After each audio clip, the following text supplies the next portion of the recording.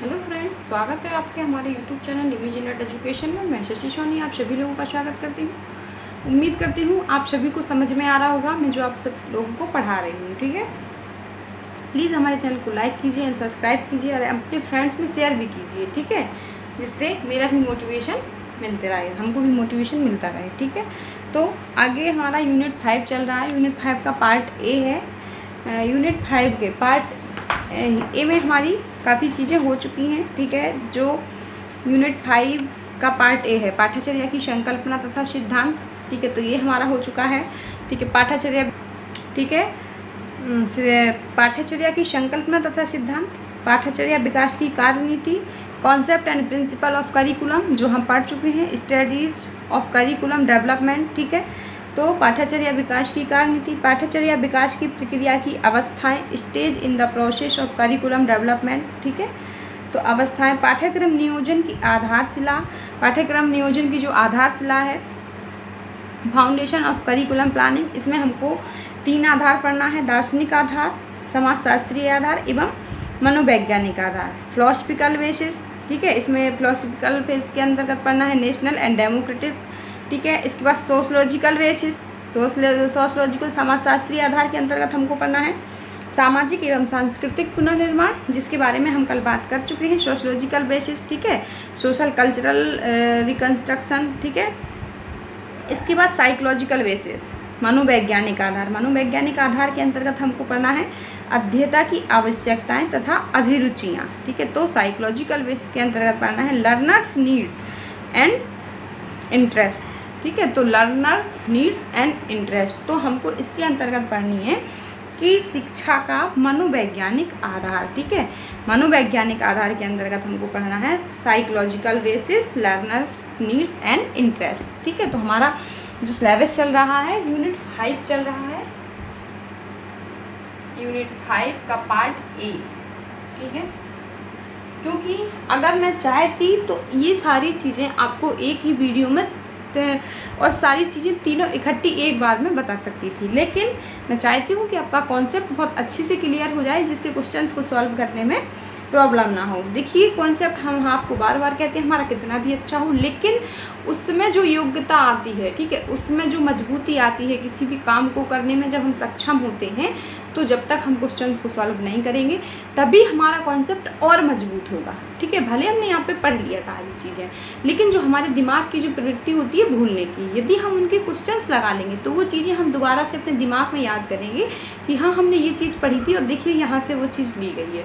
तो वो जो क्या होगा कि जो हमारा ज्ञान होता है वो स्थिर हो जाता है और स्थिरता आती है क्वेश्चन सॉल्व करने में। तो आप कोई सा भी कॉन्सेप्ट पढ़िए, यदि आप उसके क्वेश्चंस नहीं सॉल्व करेंगे तो आपको पता ही नहीं चलेगा कि कॉन्सेप्ट क्या पढ़ा है और क्वेश्चंस किस तरीके के आ रहे हैं। ठीक है, तो क्वेश्चंस के लिए मैं इसीलिए आप सभी लोगों को फोकस करती हूँ कि प्लीज़ आप सभी लोग क्वेश्चंस ज़रूर सॉल्व किया करिए। ठीक है, बगैर क्वेश्चंस के हम सफलता हासिल नहीं कर सकते हैं। ठीक है, तो इसके अंतर्गत हम बात कर सकते हैं नियोजन की आधारशिला। ठीक है, पाठ्यक्रम नियोजन की आधारशिला। ठीक है, पाठ्यक्रम नियोजन की आधारशिला, इसको इंग्लिश में हम बोल देंगे आपका फाउंडेशन ऑफ करिकुलम प्लानिंग। ठीक है, पाठ्यक्रम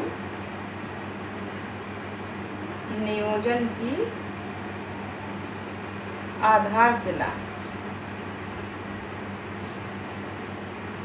ठीक है, कि जब हम पाठ्यक्रम बनाते हैं तो जो उसकी आधारशिला क्या होती है, और आधारशिला, ठीक है, फाउंडेशन जो होती है, ठीक है, उसके हिसाब से भी हम किसी भी चीज़ का पाठ्यक्रम या करिकुलम बनाते हैं। तो इसमें यही है कि फाउंडेशन ऑफ करिकुलम प्लानिंग। ठीक है, तो इसमें हमारा क्या है, दार्शनिक आधार, 3 आधार दिए हुए थे हमने आपके, दार्शनिक, ठीक है, समाजशास्त्रीय एवं मनोवैज्ञानिक।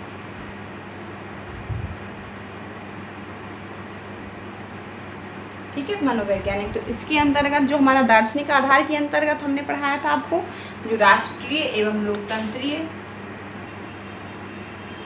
ठीक है, राष्ट्रीय एवं लोकतंत्रीय ठीक है। इसके अंतर्गत आपको पढ़ाया था सामाजिक सांस्कृतिक पुनर्निर्माण।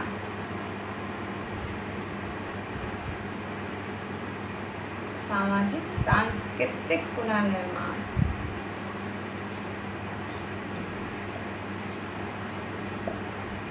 ठीक है। तो दार्शनिक आधार इसमें राष्ट्रीय एवं लोकतांत्रिक, ठीक है, नेशन एवं डेमोक्रेटिक, ठीक है।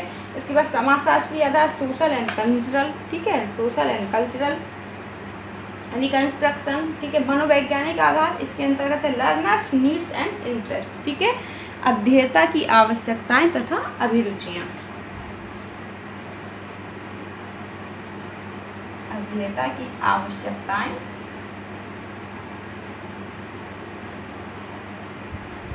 तथा अभिरुचियां,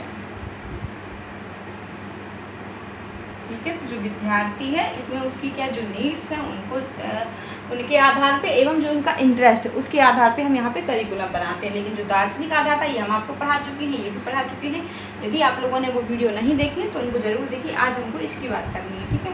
इसके अंतर्गत क्या होगा कि जो भी हम करिकुलम बनाएंगे, जो भी हम अपनी पाठ्यचर्या बनाएंगे, उसमें क्या देखेंगे, जो दार्शनिक आधार है, ठीक है। जो लोग, क्योंकि हमारा देश क्या है, जनतंत्रवादी लोकतंत्रवादी देश है, ठीक है, नेशन है, ठीक है, राष्ट्रीय है, एवं यहाँ पे क्या डेमोक्रेसी, ठीक है, तो लोकतंत्रवादी देश है। तो यहाँ पे जो हमारा दार्शनिक आधार होगा, जैसे जो दार्शनिक में हमने जो फिलॉसफी पढ़ी हुई है, आदर्शवाद पढ़ा है, प्रकृतिवाद पढ़ा है, प्रयोजनवाद पढ़ा है, अस्तित्ववाद पढ़ा है, ठीक है, और यथार्थवाद पढ़ा है। तो इनके आधार पर, ठीक है, यदि हमारी विचारधारा, यदि हमारा आधार क्या है, आदर्शवादी है, तो इसके हिसाब से हमारा पाठ्यक्रम कैसा होगा, हम अपने पाठ्यक्रम में कौन कौन से विषयों को शामिल करेंगे। यदि हमारी आधारशिला, यदि हम विचारवादी या यथार्थवादी विचारधारा को मानते हैं, ठीक है, तो हमारा अंतिम उद्देश्य क्या होगा, ठीक है, बस व्यक्ति को इस वास्तविक जगत में उसके जीवन को सुखी बनाना, ठीक है।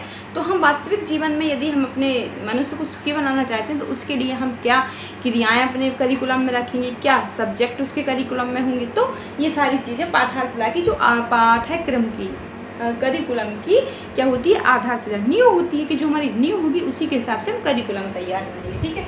इसके बाद समाजशास्त्रीय आधार, तो समाजशास्त्रीय आधार में क्या होता है कि समाज को देखते हुए, क्योंकि हमने आपको बताया था कि समाज की जो आवश्यकताएं होती हैं, जो हमारी आवश्यकता, चाहे वो समाज की हो, चाहे वो राष्ट्र की हो, चाहे वो देश की हो, चाहे वो किसी विचारधारा की हो, जो हमारी आवश्यकताएं होंगी वही हमारी शिक्षा के उद्देश्य होंगे, ठीक है। उन्हीं को हमको पाना होगा, क्योंकि शिक्षा क्यों दी जाती है कि जिससे व्यक्ति एक अपना सर्वांगीण विकास कर सके और समाज के दायित्व के हिसाब से, समाज के आधार के हिसाब से, कि व्यक्ति को हम समाज में जीने योग्य बना सकें, ठीक है, समाज में रह सके, उसके आचार विचार जो भी चीज़ें हैं उन सभी क्रियाओं को वो सीख सके, जिससे एक अच्छे ढंग से समाज के साथ वो सामंजस्य स्थापित कर सके, ठीक है। तो शिक्षा इसीलिए दी जाती है कि व्यक्ति समाज की जो आधारशिला, यदि हमारी आधारशिला समाजशास्त्री है, समाज को लेके है, ठीक है, तो सामाजिक एवं सांस्कृतिक पुनर्निर्माण, तो यहाँ पे ये क्या होता है कि जो हमारे समाज में होता है परिवर्तन होते रहते हैं, ठीक है। ये चीज़ें हम आपको डिटेल में बहुत अच्छे से पढ़ा चुके हैं, लेकिन एक हल्का सा ओवरव्यू यहाँ पे दे रहे हैं, क्योंकि ये चीज़ें भी इंपॉर्टेंट है, इसके बाद हमारी ये आएगी, ठीक है। तो सामाजिक सांस्कृतिक पुनर्निर्माण से मतलब है कि जो हमारा समाज होता है, ठीक है, तो हमको उसमें परिवर्तन कुछ ना कुछ होता रहता है, और परिवर्तन ही व्यक्ति को जीवित रखती है। यदि किसी व्यक्ति में परिवर्तन नहीं हो रहा है, चाहे वो व्यक्ति हो, चाहे वो समाज हो, चाहे वो राष्ट्र हो, चाहे वो देश हो, ठीक है, कोई भी यदि उसमें हम परिवर्तन नहीं कर रहे हैं तो क्या होगा कि हमारा विकास रुक जाएगा। चाहे वो शिक्षा का क्षेत्र हो, ठीक है, यदि शिक्षा के क्षेत्र में हम परिवर्तन नहीं करेंगे तो क्या होगा, हमारा विकास रुक जाएगा। यदि जो पाठ्यक्रम बना दिया गया, जो शिक्षण पद्धतियाँ बना दी गई, हम उन्हीं के हिसाब से हमेशा चलते रहेंगे, तो क्या हमारा जो राष्ट्र होगा, जो देश होगा, वो एक अच्छा देश होगा, अच्छा विकसित राष्ट्र होगा? नहीं होगा। तो यहाँ पे यही है कि जो सामाजिक सांस्कृतिक पुनर्निर्माण से मतलब है कि जो हमारे समाज में कुछ ना कुछ परिवर्तन हमेशा होता रहता है। तो जो हमारी संस्कृतियाँ होती हैं, कुछ सामाजिक संस्कृतियाँ होती हैं, उनमें भी परिवर्तन होता रहता है। मान लीजिए हम अपने समाज में कोई पॉलिसी लागू करना चाहते हैं, तो उसके दो पक्ष होंगे, एक पक्ष होगा, एक विपक्ष होगा। तो कुछ लोग उसको मानेंगे और कुछ लोग नहीं मानेंगे, तो उनमें हमको चेंजमेंट करते रहना चाहिए। यदि हम चेंज नहीं करेंगे तो क्या होगा कि हमारे समाज की जो प्रथा होगी वो रुक जाएगी, और जो हमारे समाज का विकास होगा वो रुक जाएगा। तो हमें अपने समाज को जागृत रखने के लिए, हमें अपने समाज को जीवित रखने के लिए उसमें परिवर्तन की आवश्यकता जरूरी होती है। जैसे एक टीचर के बारे में भी कहा गया है कि एक टीचर को हमेशा प्रयासरत रहना चाहिए, हमेशा सीखना चाहिए, क्योंकि रुका हुआ टीचर, रुका हुआ पानी। एक कोटेशन भी हमने आपको बताई थी कि वैज्ञानिक वो कहते हैं, कोई फिलोसफर्स थे, मुझे नाम याद नहीं है, कि मैं अपने विद्यार्थियों को सलाह दूंगा कि रुके हुए पानी पीने से अच्छा है कि वो बहते हुए नदी का पानी पिएं। तो और रविन्द्रनाथ टैगोर जी की भी ये कोटेशन है कि एक टीचर, ठीक है, एक टीचर, एक अध्यापक एक छात्र को तभी सिखा सकता है जब वो स्वयं सीख रहा हो। माना कि मतलब एक दीपक दूसरे दीपक को तभी जला सकता है जब वो स्वयं प्रज्वलित हो। ये रविन्द्रनाथ टैगोर जी की कोटेशन है, ठीक है। तो ये कहते हैं कि मतलब कि टीचर्स को हमेशा सीखते रहना चाहिए और समाज में, चाहे राष्ट्र में, हमेशा परिवर्तन होते रहना चाहिए। मान लीजिए जो हमारी आवश्यकताएं हैं वो बदल रही हैं, उन्हीं के हिसाब से यदि हम परिवर्तन नहीं करेंगे, उन्हीं के हिसाब से यदि हम परिवर्तन नहीं करेंगे तो क्या होगा, हम पीछे चले जाएंगे, पिछड़ जाएंगे। तो हमें परिवर्तन की आवश्यकता पड़ती है। और जो हमारी संस्कृतियां हैं, जो हमारी प्रथाएं हैं, जो हमारी रीति रिवाज है, जो हमारे मूल्य हैं, उनको जीवित रखने के लिए, उनको जीवित कौन रखता है, विद्यालय के माध्यम से। तो विद्यालय के माध्यम से उनको जीवित कैसे रखते हैं, जो संस्कृतियां हैं, ये जो कुछ संस्कृतियां होती हैं, ठीक है, कुछ संस्कृतियां तो ऐसी मान लीजिए हमको परिवार से मिल जाती हैं, लेकिन परिवार से हमको केवल वही संस्कृति मिलती है, वही रीति रिवाज मिलते हैं जिस धर्म के हम होते हैं, ठीक है। यहाँ पे ये धर्म को भी महत्व देते हैं, ठीक है। इस के समाज के अंदर में धर्म को इम्पोर्टेंट दिए। मान लीजिए हम हिंदू धर्म के हैं तो हमको जो हमारे घर से, हमारे परिवार से जो हमको संस्कृतियाँ मिलेंगी, जो विचार मिलेंगे, जो रिवाज मिलेंगे, जो रीति रिवाज कैसे होंगे, वो केवल हिंदू धर्म के मिलेंगे। लेकिन विद्यालय में क्या होता है, सभी जातियों के, सभी धर्म के, सभी संस्कार जो होते हैं, जो सभी संस्कृतियाँ होती हैं, विद्यालय के माध्यम से हमको उनका पुनर्निर्माण होता रहता है, ठीक है। उनमें परिवर्तन भी होता रहता है और करिकुलम के माध्यम से, विद्यालय के माध्यम से हमको हस्तांतरित करते रहते हैं, ठीक है। मान लीजिए उनको करिकुलम में हम रखते हैं तो बच्चे आगे सीखते। कैसे हमको पता चलता है कि आदिकाल में लोग भोजन की व्यवस्था कैसे करते थे, भोजन कैसे पकाते थे, कैसे खाते थे, तो यही तो संस्कृति है, यही तो विचार है। पुराने टाइम में शादियाँ विवाह कैसे होते थे, ठीक है, किस तरीके से क्या किया जाता था, उनके काम करने का तरीका कैसा था, उनका रहन सहन का तरीका कैसा था। तो ये सारी चीज़ें हमको कैसे करिकुलम के माध्यम से, हम जो समाज शास्त्रीय आधार होगा वो कहता है कि हमको अपने रीति रिवाजों को और सभी सांस्कृतिक विचारों को अपने करिकुलम में स्थान देना चाहिए, जिससे हम अपनी संस्कृति का हस्तांतरित कर सकें, अपने बच्चों को सिखा सकें। और पुनर्निर्माण से मतलब यही है कि सभी समाज में परिवर्तन होते रहते हैं। मान लीजिए कोई परिवर्तन, यदि कुछ लोग ऐसे होते हैं जो अपने समाज में परिवर्तन करना चाहते हैं, ठीक है, तो क्या होता है कि, ठीक है, मान लीजिए जैसे बाल विवाह था, पहले बाल विवाह होते थे हमारे समाज में, ठीक है, तो समाज की दृष्टि से वो सही माने जाते थे, लेकिन कुछ लोगों ने इसमें परिवर्तन किया। तो मान लीजिए हम लोगों ने कहा कि बाल विवाह बंद किए जाने चाहिए, ठीक है, तो कुछ लोग तो इसके सपोर्ट में थे कि हाँ किए जाने चाहिए, लेकिन कुछ लोग क्या कहते थे, नहीं ये हमारी रीति है, ये हमारे यहाँ नियम है, ये ऐसा होना चाहिए, ये गलत नहीं है, ये सही है, हम शुरू से ऐसा करते आए हैं, ठीक है। तो कुछ लोग नहीं मानते थे। तो हमेशा से कोई भी परिवर्तन हो, कोई भी हम नया काम करेंगे तो कुछ लोग पक्ष में होंगे और कुछ लोग विपक्ष में होंगे। तो ये यही कहते हैं कि परिवर्तन हमेशा होता रहता है और हमको अपनी संस्कृतियों में पुनर्निर्माण करते रहना चाहिए। तो मतलब कि उनमें अपनी आवश्यकताओं के अनुसार, अपने टाइम के अनुसार, परिस्थितियों के अनुसार और समाज के अनुसार उनमें परिवर्तन करना चाहिए। लेकिन ऐसा नहीं होना चाहिए कि जो चीज़ें एक बार बन गई हैं उन्हीं के हिसाब से वो हमेशा चलती रहेंगी, ठीक है। तो ये आपका ये चीज़ समझ में आ गई। अगला है मनोवैज्ञानिक आधार, अध्येता की आवश्यकताएँ तथा अभिरुचियाँ, ठीक है। तो इसमें क्या होगा कि जो लर्नर होगा, जो स्टूडेंट्स होगा, कि हम जो भी यहाँ पे पाठ्यक्रम या जो भी करिकुलम बनाएंगे तो उसमें क्या होगा कि मुख्य जो इम्पोर्टेंट देंगे वो किसको देंगे, इसकी नीड्स को देंगे एवं इंटरेस्ट, ठीक है। इंटरेस्ट मतलब कि इसकी अभिरुचि एवं आवश्यकता, ठीक है, कि लर्नर की क्या आवश्यकता है और उसका इंटरेस्ट किस चीज़ में है, कि जो हम बच्चे को सिखा रहे हैं तो बच्चा क्या सीखना चाहता है और उसका जो इंटरेस्ट है, जो उसकी रुचि है, वो किस चीज़ में है।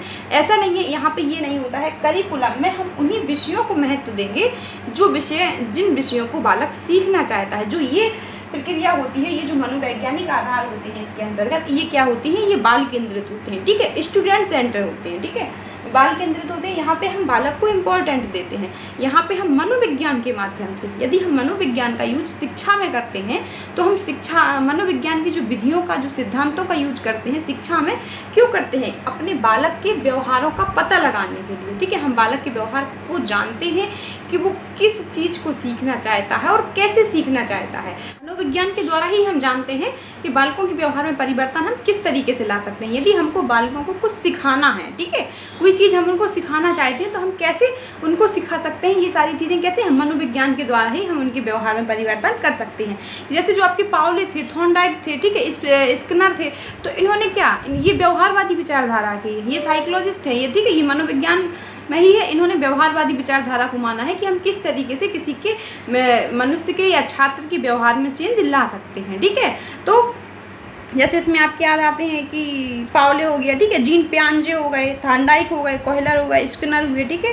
तो जैसे जो पाउले थे, इन्होंने तो क्या किया था कि इन्होंने कुत्ते पे किया था, इन्होंने कहा था कि जानवरों के व्यवहार में भी हम परिवर्तन ला सकते हैं। लेकिन जो आपके जीन पियाजे थे, ठीक है, जीन पियाजे थे, थॉर्नडाइक थे, कोहलर थे, एवं जो ब्रूनर हुए, ये मनोवैज्ञानिक, ये सभी मनोवैज्ञानिकों ने किया मनुष्य के छात्र के व्यवहार में हम किस तरीके से परिवर्तन ला सकते हैं, किस तरीके से उनको सिखा सकते हैं, इसकी बात कही, ठीक है। लेकिन मुख्य रूप से ये सब क्या, ये व्यवहारवादी है, ठीक है। लेकिन मुख्य रूप से जिन्होंने क्रियात्मक क्रिया को महत्वपूर्ण माना कि बच्चों के क्रिया के माध्यम से किस तरीके से हम उनकी क्रियाओं को, ठीक है, ये तो कहते हैं व्यवहार में परिवर्तन। लेकिन हमको यदि साइकोलॉजी, यदि इसके जो मनोवैज्ञानिक आधार हमारा होगा, ठीक है, यदि हमारे पाठ्यक्रम बनाने का आधार मनोविज्ञान का होगा तो केवल हमें उनके व्यवहारों में परिवर्तन नहीं लाना है, हमको उनको सही अनुक्रियाएँ सिखानी है, हमको केवल उनको सही व्यवहार सिखाना है, ठीक है।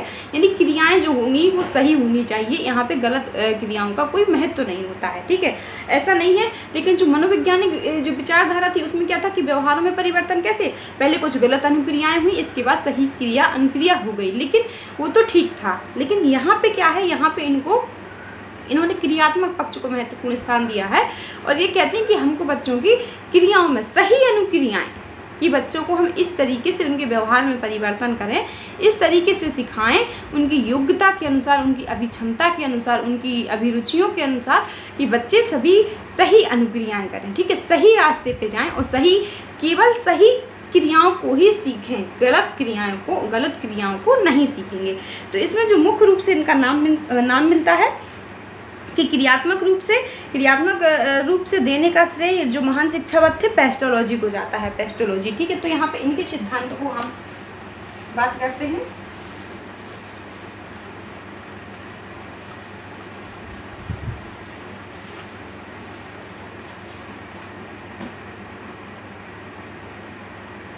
ठीक है, मनोवैज्ञानिक आधार, ठीक है। इसके हिसाब से छात्र की क्या आवश्यकता होती है एवं प्लस अभिरुचियां होती हैं।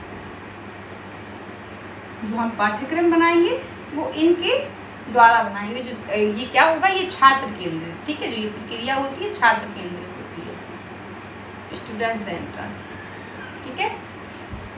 तो जो पेस्टोलॉजी थे ये कहते थे कि जो हम यदि बालक के व्यवहार में कुछ हम परिवर्तन करना चाहते हैं, ठीक है, यदि हम बालक के व्यवहार में परिवर्तन करना चाहते हैं तो उसके लिए क्या करना चाहिए, उसके लिए जो बालक की मूल प्रवृत्तियां होती हैं, ठीक है, जो उसकी योग्यता है, जो उसकी रुचि है, जो उसकी क्षमता है, जो उसकी आवश्यकता है, उसके अनुसार पहले हम उस चीज़ को देखेंगे, फिर उसको शिक्षा देंगे। जैसे जो पेस्टोलॉजी कहते हैं कि जो इनके अनुसार की जो शिक्षा का प्रमुख उद्देश्य क्या होता है, शिक्षा हमको क्यों दी जाती है, शिक्षा हमको इसलिए दी जाती है जिससे हमारी अंतर्निहित शक्तियों का, ठीक है, जो हमारे अंदर अंतर्निहित शक्तियाँ हैं, प्रत्येक व्यक्ति के अंदर कुछ ना कुछ शक्तियाँ होती हैं जिनको शिक्षा के द्वारा हम विकास करते हैं, जिससे हम शिक्षा के माध्यम से उनका विकास करते हैं। तो पेस्टोलॉजी कहते हैं कि शिक्षा का जो उद्देश्य होता है बालक की अंतर्निहित शक्तियों का विकास करना होता है, और उन अंतर्निहित शक्तियों का विकास हम तभी कर सकते हैं जब हम बालक की योग्यताओं को, उनकी क्रियाओं को, बालक की योग्यताओं को, उनकी क्षमताओं का,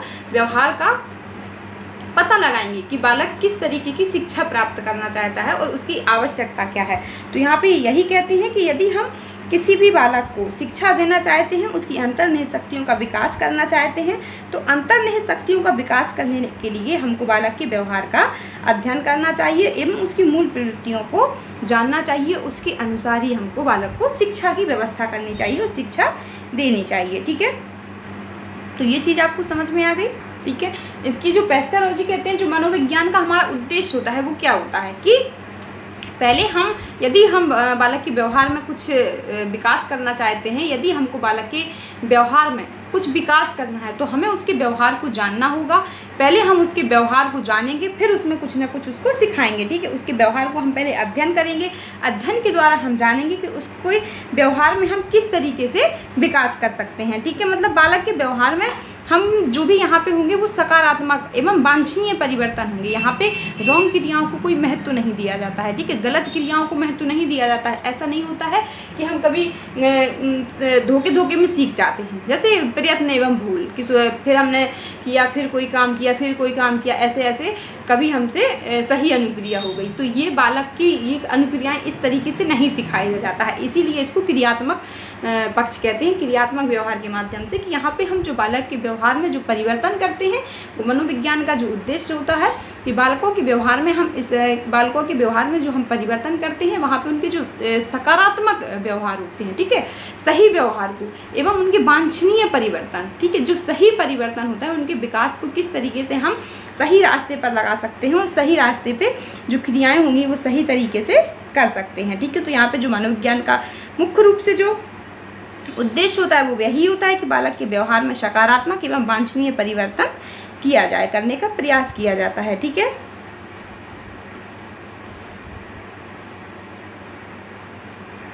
ठीक है, तो जब हम पाठ्यक्रम बनाएंगे, मान लीजिए हमारी जो आधारशिला क्या है, मनोविज्ञान है। ठीक है, मनोविज्ञान है, साइकोलॉजिकल है। ठीक है, तो यहाँ पे हम जो पाठ्यक्रम बनाएंगे तो उसकी आधारशिला क्या होगी, साइकोलॉजिकल, ठीक है, मनोवैज्ञानिक। तो यहाँ पे हम मनोविज्ञान के द्वारा, ठीक है, मनोविज्ञान के द्वारा हम यहाँ पे ये जानेंगे कि बालक की योग्यता कैसी है, बालक का इंटरेस्ट किस में है, बालक की अभिरुचियाँ कैसी हैं, बालक की उम्र कैसी है। तो इस तरीके से हम इस तरीके की शिक्षण विधियों को उन्हीं शिक्षण विधियों को अपने पाठ्यक्रम में इंक्लूड करेंगे, जोड़ेंगे कि जिनसे बालक को सिखाया जा सके। ठीक है, तो मुख्य रूप से यही होता है कि यहाँ पे जब हम पाठ्यक्रम बनाएंगे, कोई भी हम करिकुलम का निर्माण करेंगे तो मनोविज्ञान की सहायता से हम इस चीज़ को पता करेंगे कि जो करिकुलम बनाएगा, कोई देखिए हम आपको बता चुके हैं कोई साधारण व्यक्ति करिकुलम नहीं बनाता है। ठीक है, जो अथॉरिटी रखता है करिकुलम बनाने की, मान लीजिए कोई पॉलिसी मेकर है या यूजीसी है, ठीक है, या एनसीईआरटी है, ये सारे कौन, ये सभी आपके करिकुलम तैयार करते हैं। ठीक है, तो मनोविज्ञान की सहायता, इसमें मनोविज्ञान की सहायता लेगा। ठीक है, मनोविज्ञान की सहायता से क्या करेगा कि पाठ्यक्रम का जब वो बनाएगा, संगठन करेगा, तो बालक की रुचि को, ठीक है, यहाँ पे हम कुछ पॉइंट लिख देते हैं, बालक की रुचि, योग्यता, अभिक्षमता, ठीक है, बालक की रुचि, योग्यता, अभिक्षमता, आयु,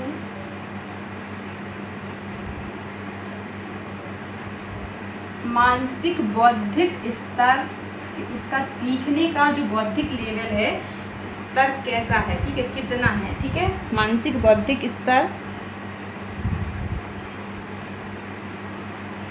इन सभी को, ठीक है, इन सभी को देखते हुए वो पाठ्यक्रम को तैयार करेगा। तो जो मनोवैज्ञानिक आधार वाला जो साइकोलॉजी आधार होगा, जिसकी न्यू साइकोलॉजिकल होगी, तो वो जो पाठ्यक्रम अपना तैयार करेगा वो कैसा तैयार करेगा कि वो क्या देखेगा कि जो बालक की अभिरुचि कैसी है, बालक की योग्यता कैसी है, उसकी अभिक्षमता कैसी है, उसकी आयु कितनी है, और जो मानसिक बौद्धिक स्तर है, जो हम उसके पाठ्यक्रम में जो चीज़ों को जोड़ रहे हैं, क्या वो उन चीज़ों को समझ सकेगा। ठीक है, तो मनोविज्ञान की सहायता से हम इस चीज़ का पता करते हैं और उन्हीं चीज़ों को अपने सिलेबस में जोड़ते हैं। ठीक है, मनोविज्ञान के द्वारा ही हम इस चीज़ को ज्ञात करते हैं, इस चीज़ को पता लगाने का प्रयास करते हैं कि, ठीक है, ये प्रयास करते हैं कि बालक को सीखने के लिए हम उसको किस तरीके से प्रेरित कर सकते हैं। ठीक है, सीखने के लिए उसके अधिगम में किस तरीके से हम विकास कर सकते हैं, किस तरीके से टीचर बालक के साथ व्यवहार करे, ठीक है, किस तरीके से टीचर जो छात्र के साथ व्यवहार करे कि बालक ज़्यादा से ज़्यादा सीखे,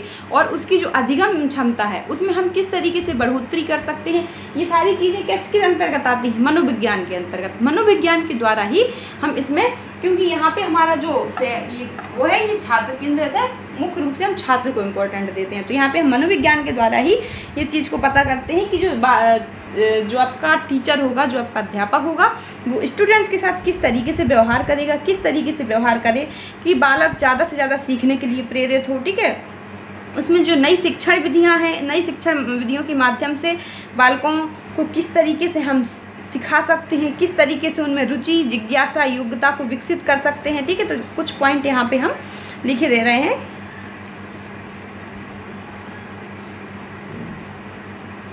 ठीक है कि मनोविज्ञान के द्वारा ही हम किन कुछ पॉइंट यहाँ पे हैं कि किसका व्यवहार करते हैं कि जो अध्यापक होता है, अध्यापक छात्र के साथ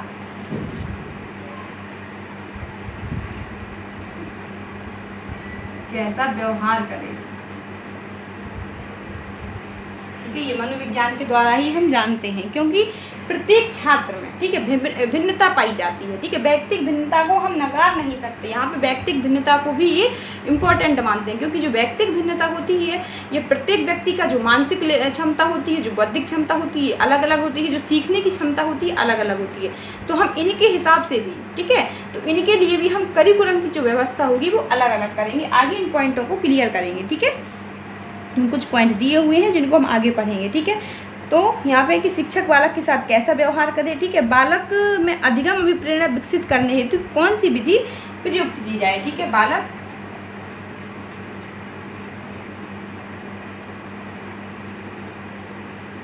में सीखने की प्रेरणा जगाने के लिए कौन सी अधिगम शिक्षण विधि प्रयोग की जाए जिससे हम बालक को ज़्यादा से ज़्यादा सिखा सकें, ठीक है। ऐसी कौन सी हम विधि का प्रयोग करें, ऐसी कौन सी शिक्षण विधियों का प्रयोग करें जिसके माध्यम से बालक ज़्यादा से ज़्यादा सीखने के लिए प्रेरित हो, ठीक है।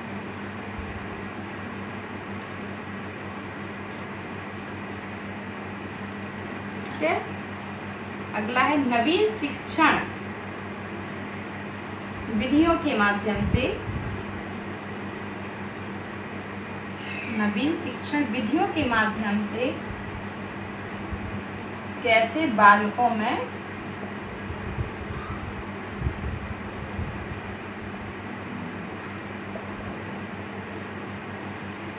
में जिज्ञासा, ठीक है, जिज्ञासा, अधिगम रुचि,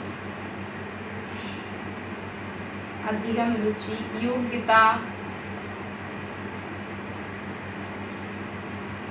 विकसित कर सकते हैं, ठीक है। विकसित करें या विकसित कर सकते हैं, ठीक है। कि हम की नवीन शिक्षण विधियों के माध्यम से बालकों में अधिगम रुचि, जिज्ञासा, योग्यता विकसित किस तरीके से कर सकते हैं, विकसित कर सकते हैं, ठीक है। तो ये कुछ पॉइंट है, इनसे आपका क्लियर हो गया होगा कि इसके अंतर्गत क्या चीज़ आती है, ठीक है। तो यहाँ पे जो पाठ्यक्रम बनाते हैं हम उसी में इसी चीज़ को इम्पोर्टेंट देते हैं कि पाठ्यक्रम बनाते हुए तो हम बालक की आवश्यकता, रुचि, जिज्ञासा स्तर, अधिगम स्तर, अभिप्रेरणा स्तर जैसे महत्वपूर्ण आयामों को महत्वपूर्ण दिया जाता है। यहाँ पे एक पॉइंट और लिख लीजिए कि पाठ्यक्रम बनाते समय, ठीक है, पाठ्यक्रम बनाते समय हम जो मुख्य रूप से जो चीज़ें ध्यान देते हैं, मुख्य रूप से जिन चीज़ों को हम महत्व देते हैं, बालकों की आवश्यकता,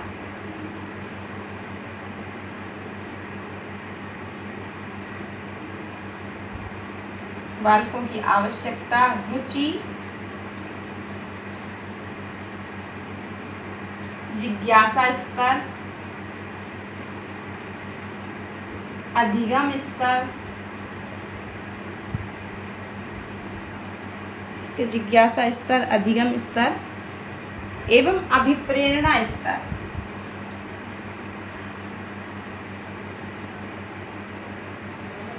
अभिप्रेरणा स्तर, इन चीज़ों को इम्पोर्टेंट दिया जाता है जब हम कैसा मनोविज्ञान आधार के हिसाब से, यदि हमारा आधार साइकोलॉजिकल होगा, इस आधार के हिसाब से हम क्या करते हैं, कोई पाठ्यक्रम तैयार करते हैं तो उसमें हम क्या देखते हैं कि जो बालकों की आवश्यकता, रुचि, जिज्ञासा स्तर, अधिगम स्तर, अभिप्रेरणा स्तर, ऐसे महत्वपूर्ण आयामों को महत्व देते हैं। ठीक है, तो ये चीज़ आपको समझ। अगला आता है आपका इसमें कि ये बाल केंद्रित शिक्षा पाठ्यक्रम। ठीक है, मुख्य पॉइंट डिस्कस करते हैं। ये तो हमने बताया कि आपका यदि जो इसका आधार होगा मनोवैज्ञानिक होगा तो किस तरीके से किन चीज़ों को इम्पोर्टेंट दिया जाएगा। आप इसमें मुख्य रूप से यही चीज़ याद रखना कि ये जो होता है ये स्टूडेंट सेंटर होता है कि टीचर छात्र केंद्रित होता है। तो यहाँ पे मुख्य रूप से छात्र को ज़्यादा महत्व दिया जाता है कि जो भी हम सिखाएंगे छात्र की योग्यता के अनुसार ही सिखाएंगे और वही सिखाएंगे जो छात्र सीखना चाहता है। ज़बरदस्ती यहाँ पे हम कुछ नहीं करेंगे। ठीक है, बाल केंद्रित शिक्षा का पाठ्यक्रम। ठीक है,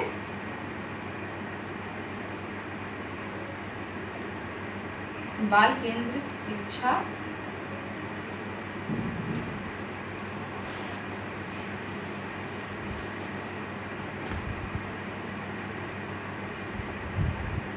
पाठ्यक्रम। ठीक है, तो बाल केंद्रित शिक्षा से पाठ्यक्रम से मतलब है आपका कि यहाँ पे उन्हीं विषयों को रखेंगे जिनको बालक सीखना चाहता है। ठीक है, ठीक है, तो यहाँ पे हम उन्हीं चीज़ों को सिखाएंगे जिन चीज़ों को बालक सीखना चाहता है। और यदि हम इसमें बाल केंद्रित शिक्षा पाठ्यक्रम की बात करेंगे तो यहाँ पे हम जो मेन पॉइंट होगा वो आपका क्या होगा, पाठ्यक्रम को यदि हम बनाएंगे इस आधार के अंतर्गत, तो यदि हम बाल केंद्रित शिक्षा के आधार पर पाठ्यक्रम को तैयार करेंगे तो इसका मेन पॉइंट होगा बालक, या इसको कह सकते हैं कि ये जो बालक होता है धुरी होता है। ठीक है, तो शिक्षा का जो मुख्य उद्देश्य होता है वो बालक का सर्वांगीण विकास करना होता है, कि बालक का सर्वांगीण विकास करना और उसे अधिकतम अवसर प्रदान करना, उसे ऐसे अवसर प्रदान करना जिससे वो अपनी योग्यताओं को, अपनी क्षमताओं को विकसित कर सके। ठीक है, उसकी क्षमताओं का और योग्यताओं का विकास हो सके। जो शिक्षा का मुख्य उद्देश्य होता है कि बालक का सर्वांगीण विकास करना एवं ऐसे अवसर प्रदान करना जिससे उसकी योग्यताओं को विकसित किया जा सके एवं क्षमताओं को विकसित किया जा सके एवं उसको आगे बढ़ने के अवसर दिए जा सके। किसी भी शिक्षा प्रणाली में यही इसका मुख्य उद्देश्य होता है। यदि हम शिक्षा लेते हैं तो क्यों लेते हैं कि प्रत्येक व्यक्ति का सर्वांगीण विकास करना। ठीक है, तो यहाँ पे जो बाल केंद्रित शिक्षा के अंदर है कि प्रत्येक छात्र का, ठीक है, प्रत्येक छात्र का, यहाँ पे क्योंकि छात्र केंद्रित प्रक्रिया है तो प्रत्येक छात्र का हमको सर्वांगीण विकास करना है और प्रत्येक छात्र को हमको अवसर देना है कि वो अपनी योग्यताओं का, क्षमताओं का उचित विकास कर सके और उसकी योग्यताओं का एवं क्षमताओं का उचित विकास हो सके। ठीक है, तो इसमें कुछ पॉइंट है कि परिपक्वता एवं विकास। ठीक है, परिपक्वता एवं विकास। तो परिपक्वता एवं विकास से मतलब है कि जो हमारा शिक्षा का जो काम होता है वो मनुष्य में क्या होता है कि परिपक्वता लाना एवं उसको विकास करना। तो हम पाठ्यक्रम में जो पॉइंट इंक्लूड करेंगे, क्योंकि यहाँ पे हम पाठ्यक्रम नियोजन की प्रक्रिया पढ़ रहे हैं। ठीक है, पाठ्यक्रम नियोजन की प्रक्रिया मनोवैज्ञानिक आधार के अंतर्गत, ठीक है, साइकोलॉजिकल के अंतर्गत पढ़ रहे हैं। तो साइकोलॉजिकल के आधार पर यदि हमारी जो न्यू होगी या हमारी विचारधारा होगी या हमारा आधार होगा मनोविज्ञान होगा, तो इसके अंतर्गत हम जो पाठ्यक्रम बनाएंगे उसमें किन किन चीज़ों को ध्यान देंगे। क्यों जब हमारा जो आधार वो क्या है, बाल केंद्रित है, बाल केंद्रित शिक्षा का हम पाठ्यक्रम बना रहे हैं, तो यहाँ पे हम क्या देंगे कि परिपक्वता एवं विकास। ठीक है, तो परिपक्वता एवं विकास से मतलब होता है कि परिपक्वता से मतलब होता है और विकास मतलब होता है, विकास से मतलब हम वैसे लेते हैं शारीरिक वृद्धि से। ठीक है, और परिपक्वता से मतलब होता है मानसिक वृद्धि से। जो मानसिक हमको सोचने समझने की क्षमता हमारे अंदर आती है उसको कहते हैं परिपक्वता। लेकिन विकास को यदि हम कहें तो विकास का जो मतलब लेते हैं हम शारीरिक वृद्धि से लेते हैं। ठीक है, तो यहाँ पे मनोविज्ञान में अगर हम इसकी बात करें, जो शारीरिक परिवर्तन हमारे शरीर में आते हैं और जो मानसिक परिवर्तन आते हैं, जो सोचने समझने की क्षमता होती है, जो तर्क वितर्क करने की क्षमता होती है, जो हमको विचार हमारे जो अच्छे बुरे होते हैं, इनमें परिवर्तन आता है। क्या होता है कि जब हमारी एज कम होती है तो हमारा शारीरिक विकास कम होता है और जो सोचने समझने की क्षमता होती है वो भी कम होती है। तो यहाँ पे मनोविज्ञान में हम इसको जो शारीरिक परिवर्तन आते हैं हमारे बॉडी में और जो मानसिक परिवर्तन आते हैं हमारे दिमाग में, इन दोनों को क्या कहते हैं मनोविज्ञान में परिपक्वता कहते हैं। ठीक है, परिपक्वता कहते हैं। कि मतलब कि तो यहाँ पे परिपक्वता एवं विकास से मतलब है कि जब व्यक्ति में जो बालक में शारीरिक वृद्धि के अंतर्गत, शारीरिक विकास के अंतर्गत और उसकी परिपक्वता के अंतर्गत ही उसको कुछ सिखाएंगे हम। उसके हिसाब से जिस शिक्षण विधियों का हम यूज करेंगे तो उसकी शारीरिक परिवर्तन एवं मानसिक परिवर्तन को देखते हुए हम बालक को सिखाएंगे कि जो हम सिखा रहे हैं वो बालक उस सीखने के योग्य है कि नहीं है। मान लीजिए यदि हम क्लास फर्स्ट के स्टूडेंट्स को सेकेंड क्लास या थर्ड क्लास का सिलेबस दे देंगे तो क्या वो सीख पाएगा? तो हमको उसकी शारीरिक परिपक्वता, शारीरिक विकास एवं मानसिक परिपक्वता को देखते हुए पाठ्यक्रम में इंक्लूड करना है। ठीक है, उन्हीं चीज़ों को, उन्हीं शिक्षण विधियों को सिखाएंगे जो उसके परिपक्वता एवं विकास के आधार पर सही हों। ठीक है, अगला पॉइंट है इसमें व्यक्तिगत भिन्नताएं।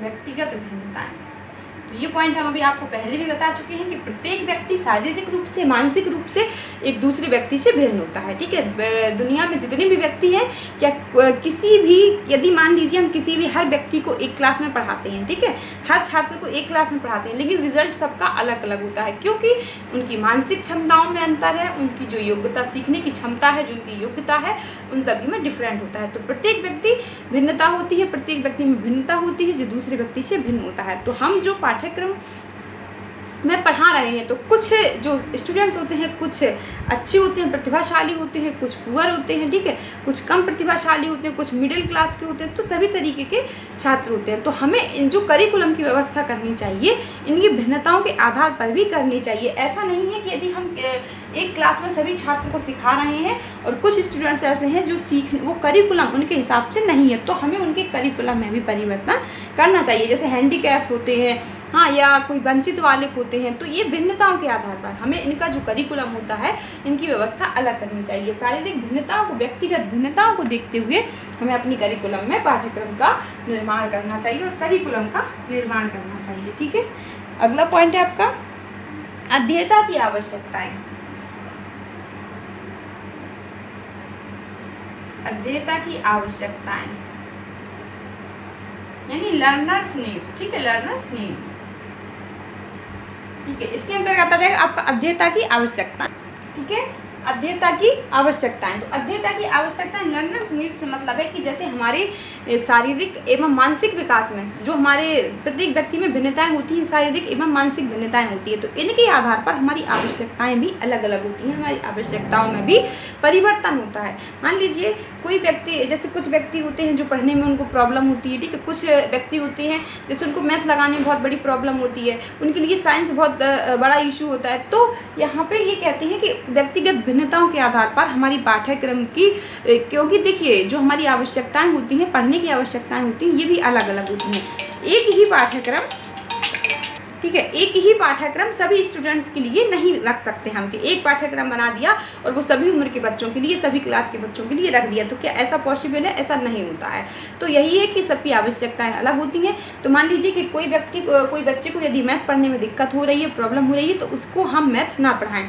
ऐसा नहीं है कि उसकी आवश्यकता मैथ पढ़ने की नहीं है, ठीक है, यदि उसको प्रॉब्लम हो रही है तो मान लीजिए कि उसकी आवश्यकता नहीं है, फिर भी हम उसको ज़बरदस्ती मैथ पढ़ा रहे हैं, इंग्लिश पढ़ा रहे हैं। जो वंचित बालक होते हैं या कुछ बालक ऐसे होते हैं जिनको पढ़ने में प्रॉब्लम होती है, तो हम उनको दूसरे तरीके से, दूसरे शिक्षण विधियों के माध्यम से सिखाते हैं। तो यहाँ पे यही है कि अध्येता की आवश्यकताएं, तो शारीरिक एवं मानसिक परिवर्तन के साथ साथ हमारी आवश्यकताओं में भी परिवर्तन होता है, हमारी आवश्यकताएं भी अलग अलग होती हैं क्योंकि प्रत्येक व्यक्ति एक दूसरे से भिन्न होता है। तो इसका मुख्य ध्यान रखना चाहिए जब हम पाठ्यक्रम को बना रहे हैं, जब हम अपना करिकुलम तैयार कर रहे हैं, तो जो करिकुलम तैयार करने वाला है उसको इस चीज़ का ध्यान रखना चाहिए कि हमको प्रत्येक व्यक्तियों की आवश्यकताओं के हिसाब से करिकुलम तैयार करना चाहिए। ठीक है, अगला पॉइंट है इसमें व्यक्तिगत अभिरुचियां।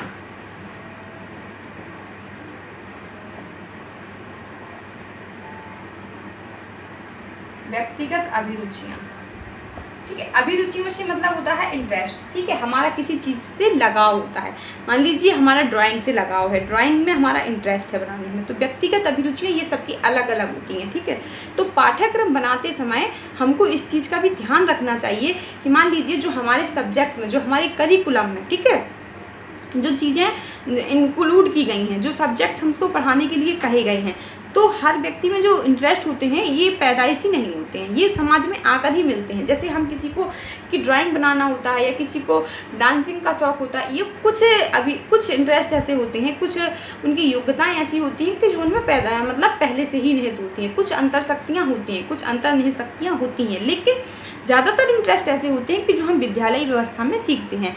मतलब बाहर हम कोई काम कर रहे हैं, किसी का कोई काम पसंद आ गया और हम देखते हैं कि हम भी इस तरीके का काम करेंगे, तो ये क्या इंटरेस्ट हमारा जाग जाता है, ये हमारे अंदर पहले से नहीं होता है। तो हमको करिकुलम में इस तरीके की इंटरेस्ट को, अभिरुचियों को महत्व देना चाहिए कि जिससे हम ऐसी शिक्षण विधियों को, ऐसे तरीकों को महत्व देना चाहिए कि जिससे हम छात्रों के अंदर रुचियों को, इंटरेस्ट को जागृत कर सकें। ठीक है, तो करिकुलम में ऐसी चीज़ों को महत्व देना चाहिए। मान लीजिए ऐसी क्रियाओं को महत्व देना चाहिए जिसके माध्यम से हम बच्चों में इंटरेस्ट उत्पन्न कर सकें, उनमें इंटरेस्ट जगा सकें। ठीक है, व्यक्तिगत अभिरुचियाँ, क्योंकि ये सबकी अलग अलग होती हैं, तो इनके माध्यम से हमको शिक्षा व्यवस्था करनी चाहिए और शिक्षा जो करिकुलम हम बना रहे हैं उसमें इंटरेस्ट की अभिरुचियों को मुख्य रूप से स्थान देना चाहिए कि जिससे हम अलग अलग सारी क्रियाओं को इंक्लूड करेंगे। तो कुछ बच्चों की इंटरेस्ट होता है ड्राइंग करने में, कुछ बच्चों का इंटरेस्ट होता है कोई कार्यक्रम करने में, कुछ बच्चों का डांसिंग में, कुछ बच्चों का सिंगिंग में, तो हमें इन अभिरुचियों को भी करिकुलम में स्थान देना चाहिए। ठीक है,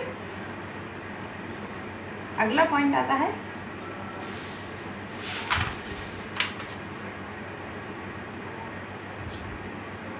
अभिप्रेरणा।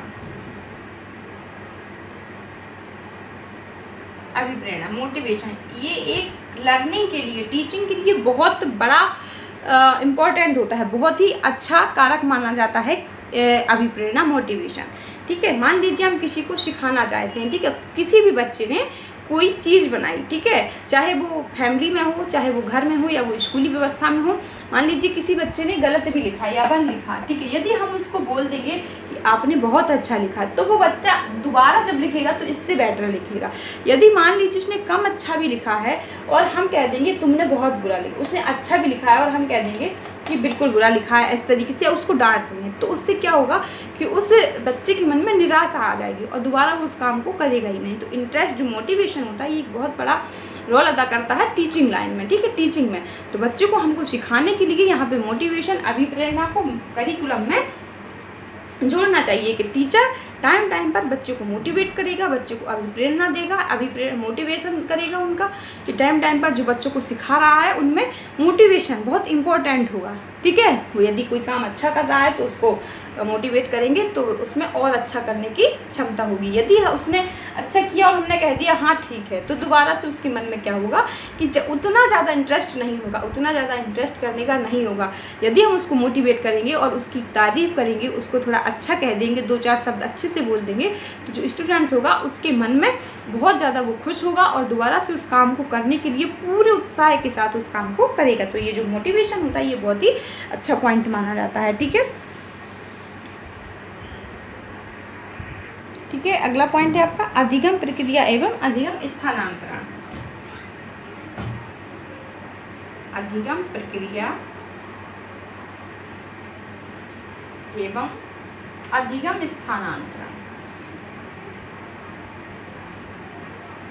अधिगम स्थानांतरण, इसका मतलब होता है कि एक परिस्थिति में मान लीजिए हमको कोई काम सिखाया गया, ठीक है, तो हम उसी चीज़ को दूसरी परिस्थिति में स्थानांतरण कर देते हैं। स्थानांतरण से मतलब है, मान लीजिए हमको बताया गया कि एक गाय के या एक कुत्ते के 4 पैर होते हैं, एक मुंह होता है, एक पूंछ होती है, इस तरीके से बताया गया। ठीक है, तो हम जब भी कभी ऐसा पशु देखते हैं जिसके 4 पैर हैं, एक मुंह है और एक पूंछ है, तो हम कह देंगे कि ये गाय है, ये कुत्ता है। मान लीजिए हमको स्कूल में बताया गया, हमको सिखाया गया कि एक मुंह होता है, इसके 4 पैर होते हैं और एक पूंछ होती है। ठीक है, तो हम क्या कह देंगे कि ये क्या है, आपका कुत्ता है। हम चाहे वो गाय हो चाहे वो भैंस हो, क्योंकि बच्चे को पता नहीं है, हमको ऐसा सिखाया गया, तो इसको कहते हैं अधिगम स्थानांतरण। तो इस चीज़ को जब हम अपना पाठ्यक्रम निर्माण कर रहे हैं, जब हम अपना पाठ्यक्रम बना रहे हैं, तो हमको इस चीज़ का ध्यान रखना चाहिए कि जो हम बच्चे को सिखा रहे हैं वो जब अपने आने वाले टाइम में आएंगे तो उनको उस भावी जीवन में उनको उपयोगी होगा वो ज्ञान। ठीक है, तो हमको वो ज्ञान जो ज्ञान हम बच्चे को सिखा रहे हैं तो वो उनके वास्तविकता में हो, उनके लिए उपयोगी हो, उसी ज्ञान को हम उसमें पाठ्यक्रम में इंक्लूड करें जो बच्चे के लिए आवश्यक हो और उसकी आवश्यकता के अनुसार वो अपने आने वाले टाइम में उसका उपयोग कर सके। ठीक है, तो अधिगम प्रक्रिया से यही मतलब है कि उसे मान लीजिए जैसे हम कोई बच्चा देखता है और काली भैंस को देखता है और वो डर जाता है, ठीक है। तो आगे आने वाले टाइम में क्या होगा कि हमेशा वो किसी भी काली चीज़ को देखेगा और डर जाएगा, क्योंकि उसको ये लगेगा कि ये भैंस है, भले वो भैंस ना हो। तो इसको कहते हैं अधिगम स्थानांतरण। मान लीजिए हम किसी भी ज्ञान को अपने दूसरे ज्ञान में उसका यूज कर लेते हैं कि कोई भी ज्ञान हमने आज इस परिस्थिति में सीखा और आगे आने वाले टाइम में हमने उसका दूसरी परिस्थिति में उसी ज्ञान का, उसी चीज़ को उपयोग कर लिया। तो अधिगम स्थानांतरण की जो ज्ञान हमने सीखा कि जैसे मान लीजिए हमने सीखा कि हम काली भैंस से डर गए और आगे जब हमको कोई भी काली चीज़ बच्चे को दिखाई दी तो उससे डर जाता है, तो ठीक है। तो इसको क्या कहते हैं? अधिगम स्थानांतरण। स्थानांतरण से मतलब कि कोई भी, जैसे हमने मान लीजिए साइकिल चलानी सीखी, ठीक है, तो ये तो बच्चे के लिए होगा, लेकिन मान लीजिए जैसे हमने साइकिल चलाना सीखी, ठीक है, साइकिल चलाना सीखी, तो जो इसका ज्ञान होता है, मतलब जो ज्ञान हमने सीखा है वो आने वाले समय में हमारे लिए उपयोगी होता है। किस तरीके से हम उस ज्ञान का अपने आने वाले टाइम में यूज कर सकते हैं। तो पाठ्यक्रम जो बनाने वाले हैं उनको इस चीज़ का ध्यान रखना चाहिए कि हमको बच्चे की आवश्यकताओं के अनुसार पाठ्यक्रम बनाना चाहिए, क्योंकि वो आने वाले समय में उस ज्ञान को यूज करेंगे अपने वास्तविक जीवन में। साइकिल चलाना सीखी, तो इसके बाद हम जब कभी भी रिक्शा चलाएंगे ना, तो इसका जो ज्ञान है हमारे रिक्शा चलाने में काम आएगा। या मान लीजिए हम कभी गाड़ी चलाएंगे, ठीक है, तो गाड़ी चलाने में, या कभी हम मोटरसाइकिल चलाएंगे या स्कूटर चलाएंगे, तो जो साइकिल का ज्ञान है ये हमारे स्कूटर चलाने में, मोटरसाइकिल चलाने में क्या होगा? काम आएगा, ठीक है। तो इसी को कहते हैं ज्ञान का स्थानांतरण, कि जो ज्ञान हमने अभी सीखा आगे उस ज्ञान का हम किस तरीके से स्थानांतरण या उपयोग कर सकते हैं, ठीक है। तो ये तो था आपका मनोवैज्ञानिक आधार। मुख्य रूप से जो इसमें इम्पॉर्टेंट है वो यही है कि किस तरीके से हम बच्चे के अंदर उसका सर्वांगीण विकास कर सकते हैं और उसकी योग्यताओं को निर्धारित कर सकते हैं। यहाँ पे हम इसके कुछ एक आध क्वेश्चंस आपको करवाते हैं, ठीक है, कुछ क्वेश्चंस करवाते हैं पाठ्यक्रम से रिलेटेड। ये क्वेश्चंस आपके सामने दिया हुआ है। पाठ्यक्रम निर्माण प्रक्रिया का निम्नलिखित में से कौन सा एक अनिवार्य घटक है? हम पाठ्यक्रम को जब निर्माण करते हैं, निर्माण प्रक्रिया का निम्नलिखित में से कौन सा एक घटक है? हम पाठ्यक्रम बनाते समय किस चीज़ों का मुख्य रूप से इम्पोर्टेंट ध्यान देते हैं? समुदाय की जनांकीय विशेषताएं, माता पिता का विकास सूचकांक, अनुदेशन के इनपुट प्रक्रिया और आउटपुट पर विचार करना, किसी स्कूल की किसी विशिष्ट स्कूल बोर्ड के साथ संबद्धता, ठीक है। तो यहाँ पे इसमें आपको कौन सा पॉइंट लग रहा है कि हो सकता है, ठीक है, कि पाठ्यक्रम निर्माण प्रक्रिया का निम्नलिखित में से कौन सा एक अनिवार्य घटक है? तो समुदाय की जनांकीय विशेषताएं। तो मुख्य रूप से यहाँ पे समुदाय की जनांकीय विशेषताएं, माता पिता का विकास सूचकांक, तो ये तो हो नहीं सकता है कि माता पिता का विकास सूचकांक हम क्यों इम्पोर्टेंट देंगे जब हम पाठ्यक्रम निर्माण बना रहे हैं, ठीक है। अनुदेशन के इनपुट प्रक्रिया और आउटपुट पर विचार करना, तो आपका ये भी नहीं होगा। किसी स्कूल के किसी विशिष्ट स्कूल बोर्ड के साथ संबद्धता, तो इसका भी कोई रोल नहीं है।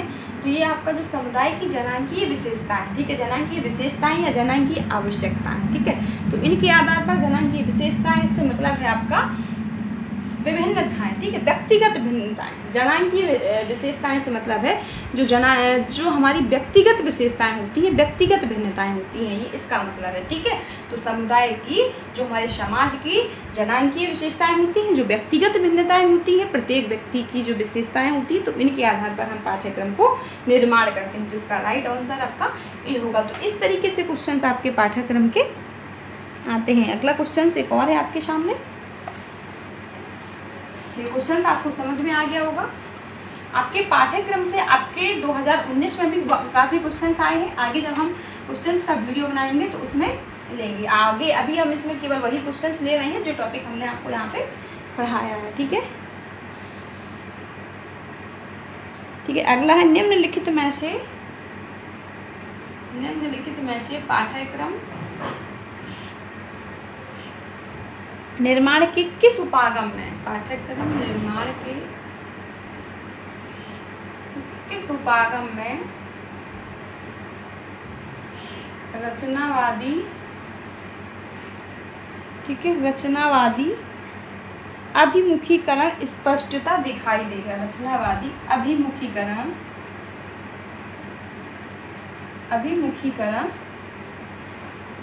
स्पष्टता दिखाई देगा,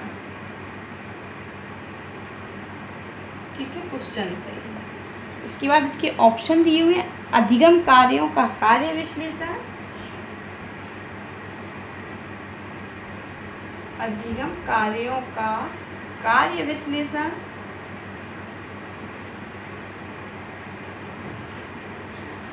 ठीक है। अभी तो केवल मैं इंपॉर्टेंट क्वेश्चन यहाँ पे करवा रही हूँ। ये यूनिट खत्म हो जाने के बाद इसके जितने भी क्वेश्चंस आपके आए हुए हैं सारे क्वेश्चंस क्लियर करूँगी, ठीक है। तो जिससे आपका कॉन्सेप्ट क्या होगा, बहुत अच्छा हो जाएगा। आप अपने घर पे लगाएंगे वो एक अलग बात है, लेकिन मैं यहाँ पे आपको क्लास में भी ये करवाऊँगी, ठीक है। इसका वीडियो अलग से बनाऊँगी। पाठ्यक्रम निर्माण का मूल्यांकन उपागम, पाठ्यक्रम निर्माण का मूल्यांकन उपागम,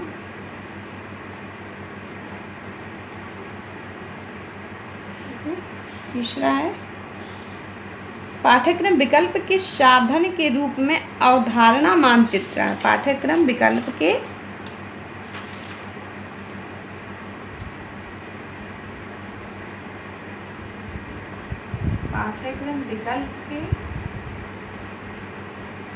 रूप में पाठ्यक्रम विकल्प के साधन के रूप में, ठीक है। पाठ्यक्रम विकल्प के साधन के रूप में अवधारणा मानचित्रण, अवधारणा मानचित्रण, ठीक है। चौथा पॉइंट है आपका पाठ्यक्रम में इनपुट प्रक्रिया पर बल देना, पाठ्यक्रम में इनपुट प्रक्रिया पर बल देना। अभी आपके पाठ्यक्रम में ये इनपुट और आउटपुट भी आपको पढ़ना है, प्रोसेस क्या होता है, ठीक है। पाठ्यक्रम में इनपुट प्रक्रिया पर बल देना, ये आपके 4 ऑप्शन है। पाठ्यक्रम निर्माण के किस उपागम में रचनावादी, ठीक है। पाठ्यक्रम निर्माण के किस उपागम में रचनावादी अभिमुखीकरण स्पष्टता दिखाई देगा, ठीक है। निम्नलिखित में से, यहाँ क्वेश्चन है कि निम्नलिखित में से पाठ्यक्रम निर्माण के किस उपागम में रचनावादी अभिमुखीकरण स्पष्टता दिखाई देगा। तो इसका ऑप्शन क्या होगा, अधिगम कार्यों का विश्लेषण, अधिगम कार्यों का कार्य विश्लेषण, पाठ्यक्रम निर्माण का मूल्यांकन उपागम, पाठ्यक्रम विकल्प के साधन के रूप में, ठीक है, साधन के रूप में अवधारणा के मानचित्रण, पाठ्यक्रम में इनपुट प्रक्रिया पर बल देना। इसमें आपका राइट आंसर कौन सा होगा, आप लोग देखिए।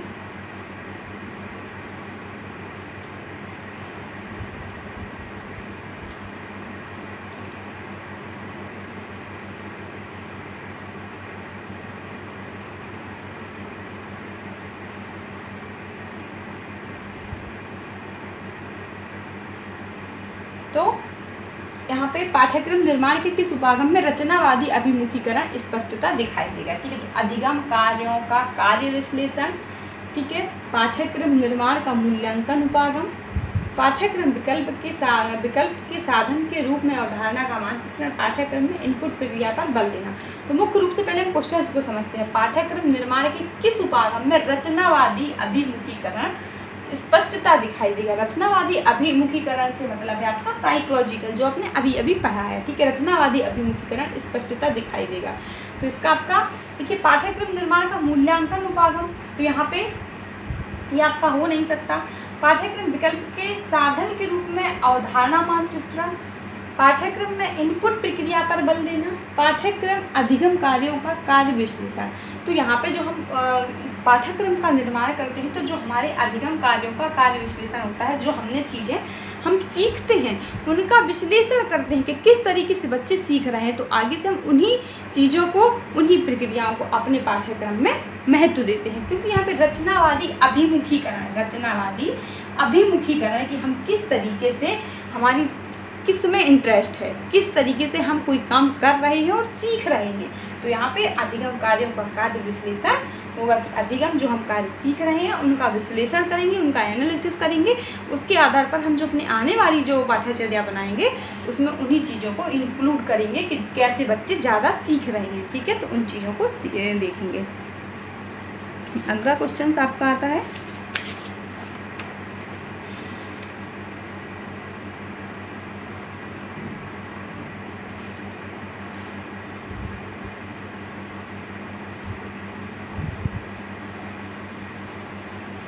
क्वेश्चन आपको समझ में आ गया होगा कि क्या क्वेश्चंस क्या है, किस तरीके से पाठ्यचर्या के क्वेश्चंस आते हैं आपके इसमें।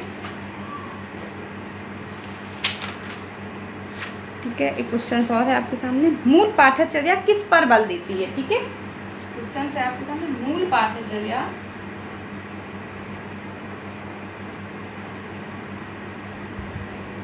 किस पर बल देती है।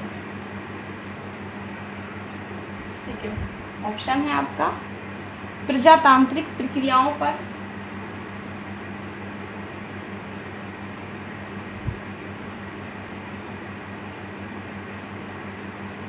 प्रजातांत्रिक प्रक्रियाओं पर, दूसरा है आपका समस्या समाधान पर, समस्या समाधान पर, तीसरा है विषय वस्तु का सुपरिभाषित पिंड पर,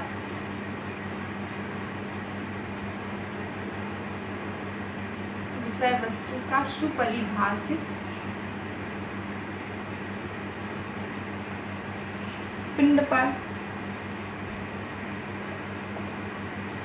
ठीक है, अगला विभिन्न विषय वस्तु का एकीकरण पर,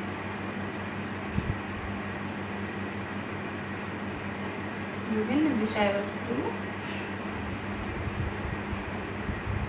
का एकीकरण पर। तो आप इसका क्वेश्चन समझिए क्या होगा इसका राइट आंसर, मूल पाठ्यचर्या। ठीक है, जो हम पाठ्यचर्या जो मूल रूप से जो पाठ्यचर्या होती है किस पर बल देती है, जो हमने पाठ्यचर्या बनाई है उसका जो उद्देश्य होता है क्या होता है। ठीक है, ये मूल पाठ्यचर्या किस पर बल देती है, जो हम पाठ्यचर्या बना रहे हैं उसका जो उद्देश्य होता है क्या होता है। ठीक है, इसके बाद एक क्वेश्चन आपका सेम यही एक और है, इसको भी हम यहीं पे लिख देते हैं कि मूल पाठ्यचर्या में क्या होता है। ठीक है, यहाँ पे पूछ रहे हैं मूल पाठ्यचर्या किस पर बल देती है, यहाँ पे पूछ रहे हैं मूल पाठ्यचर्या में क्या होता है।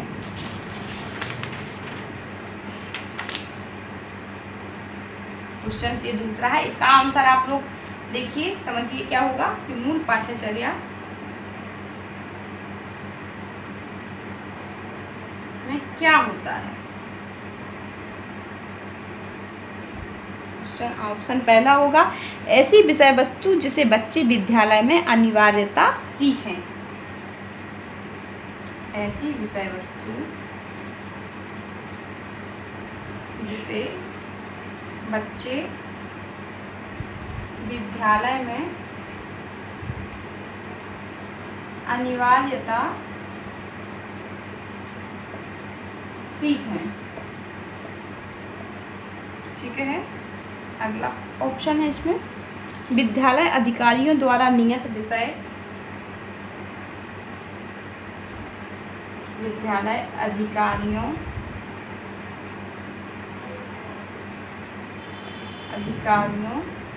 द्वारा नियत विषय।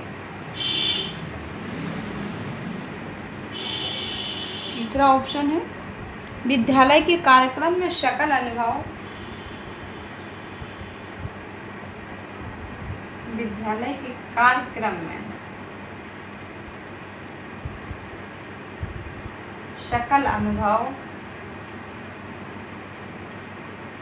जितने भी हम पॉइंट लिख रहे हैं ये हमारे जो मूल पाठ्यचर्या में होता है ये सभी चीज़ें होती हैं। ठीक है, लेकिन हमको इम्पोर्टेंट पॉइंट यहाँ पे याद करना है, ये सभी चीज़ें हमारी पाठ्यचर्या में होती हैं। ठीक है, इसमें पूछ रहा है कि मूल पाठ्यचर्या में क्या होता है, क्वेश्चन हमारा ये है। ठीक है, मूल पाठ्यचर्या में क्या होता है, ऐसी विषय वस्तु जिसे बच्चे विद्यालय में अनिवार्यता सीखें, तो ये भी होता है। विद्यालय अधिकारियों द्वारा नियत विषय, ये भी होता है।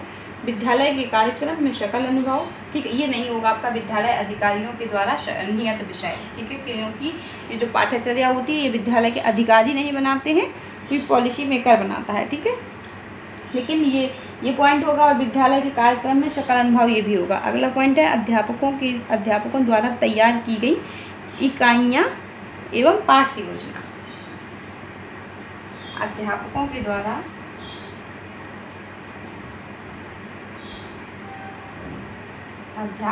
द्वारा तैयार की गई इकाइयाँ एवं पाठ योजना। ये भी होता है आपका, ठीक है। तो अब इस दोनों क्वेश्चंस में क्या होंगे आप लोग बताइए, इनके आंसर क्या हो सकते हैं, पहले पढ़िए और समझिए, ठीक है। इसका पहला क्वेश्चन है मूल पाठ्यचर्या किस पर बल देती है, ठीक है। जो हम पाठ्यचर्या जो हमने बनाई है उसका मुख्य उद्देश्य क्या है, हमने क्यों बनाई है, उसका उद्देश्य क्या है, ठीक है। तो प्रजातांत्रिक प्रक्रियाओं पर, समस्या समाधान पर। तो मूल पाठ्यचर्या किस पर बल देती है, क्या अंतिम उद्देश्य होता है, समस्या समाधान पर। तो ये तो वैसे ये होगा समस्या समाधान पर होता है, ये हम जो पाठ्यचर्या में जो सीखते हैं समस्या समाधान करना सीखते हैं, लेकिन मुख्य रूप से किस पर बल देती है तो ये नहीं होगा। विषय वस्तु का सुपरिभाषित पिंड, तो सुपरिभाषित पिंड, विषय वस्तु का सुपरिभाषित पिंड तो होता है, विषय वस्तु सुपरिभाषित होती है पाठ्यचर्या में, लेकिन किस पर बल देती है, यहाँ पे मुख्य इसका मेन मतलब है उद्देश्य क्या होता है, ठीक है। यहाँ पे आप देखिए समझिए क्वेश्चन को सबसे पहले अच्छे से समझा करिए कि मूल पाठ्यचर्या किस पर बल देती है, इसका मतलब है कि इसका उद्देश्य क्या है, ठीक है। इसका उद्देश्य क्या है, जो पाठ्यचर्या है इसका उद्देश्य क्या है, ठीक है।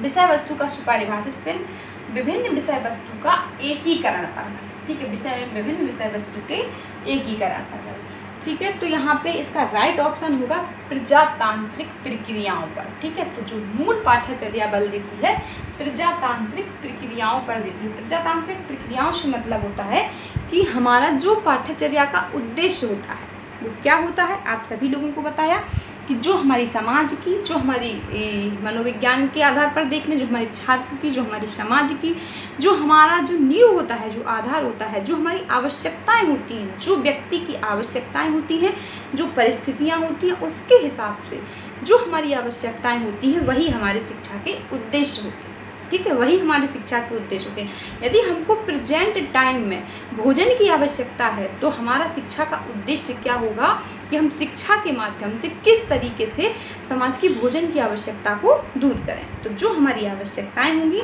और ये आवश्यकताएं हमेशा बदलती रहती हैं, परिवर्तनशील रहती हैं, क्योंकि परिस्थितियों के हिसाब से, टाइम के हिसाब से आवश्यकताएं बदलती रहती हैं, तो हमारा पाठ्यक्रम भी बदलता रहता है, एक ही करिकुलम हमेशा काम नहीं करता। तो मूल पाठ्यचर्या किस पर बल देती है, तो प्रजातांत्रिक प्रक्रियाओं पर, ठीक है। तो जो प्रजातांत्रिक प्रक्रियाएं हैं, जो हमारी प्रजातांत्रिक जो कार्य हैं, ठीक है, समाज के जो कार्य हैं, समाज की जो आवश्यकताएं हैं, उन पर बल देती है, ठीक है। तो इसका राइट आंसर क्या होगा, फर्स्ट। इसके बाद ऐसी विषय वस्तु जिसे बच्चे विद्यालय में अनिवार्यता नहीं, है तो ऑप्शन है। मूल पाठ्यचर्या में क्या होता है, ठीक है। जो मूल हमारी पाठ्यचर्या होती है उसमें क्या होता है कि हम क्या बच्चे को सिखाना चाहते हैं, ठीक है। जो मूल पाठ्यचर्या में तो कहेंगे कि भाई विषय होते हैं, सब्जेक्ट होते हैं, शिक्षण विधियाँ होती हैं, सिद्धांत होते हैं, ठीक है। ये सबकी अलग अलग होती है, सारी चीज़ें होती हैं, लेकिन मूल पाठ्यचर्या से मतलब है कि मूल पाठ्यचर्या में यहाँ पे इसके उद्देश्य की बात हो गई। जैसे इसमें पूछा कि मूल पाठ्यचर्या किस पर बल देती है, तो इसका मतलब होगा उद्देश्य क्या है, इसका अंतिम उद्देश्य क्या है, किस लिए ये सिखाना चाहती है, ठीक है। क्यों हमारे लिए ये पाठ्यचर्या बनाई गई है, ठीक है, इसका उद्देश्य क्या है। लेकिन यहाँ मूल पाठ्यचर्या में क्या होता है, ठीक है। तो मूल पाठ्यचर्या में जो हमको विद्यालय में हम जो पढ़ते हैं उसके अंतर्गत क्या होता है, ठीक है। हमको जो फर्स्ट क्लास से लेके पूरा 1 साल के लिए जो हमको सिलेबस मिला है उसमें क्या होता है, ठीक है। तो हम कहेंगे भाई सब्जेक्ट सारे विषय होते हैं, ठीक है, हमको अनुभव प्राप्त होते हैं, और उसमें हमारी प्रक्रियाएं भी होती हैं, सब्जेक्ट जितने होते हैं वो वगैरह वगैरह चीज़ें, कई चीज़ें होती हैं जो हमारी मूल पाठ्यचर्या। तो मूल पाठ्यचर्या में क्या होता है, तो ऐसी विषय वस्तु जिसे बच्चे विद्यालय में अनिवार्यता सीखें। तो ये भी सही बात है कि ऐसी विषय वस्तु जिसे बच्चे विद्यालय में अनिवार्यता सीखें, तो ये राइट ऑप्शन है। लेकिन केवल विषय वस्तु नहीं होती है, आपको पता हुआ कि पाठ्यचर्या में केवल विषय वस्तु नहीं होती है।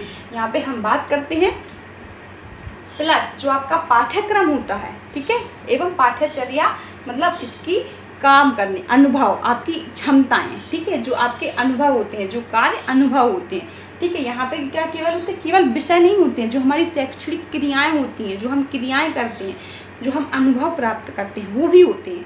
तो इसलिए ये पॉइंट पूर्ण रूप से सही नहीं होगा, ठीक है।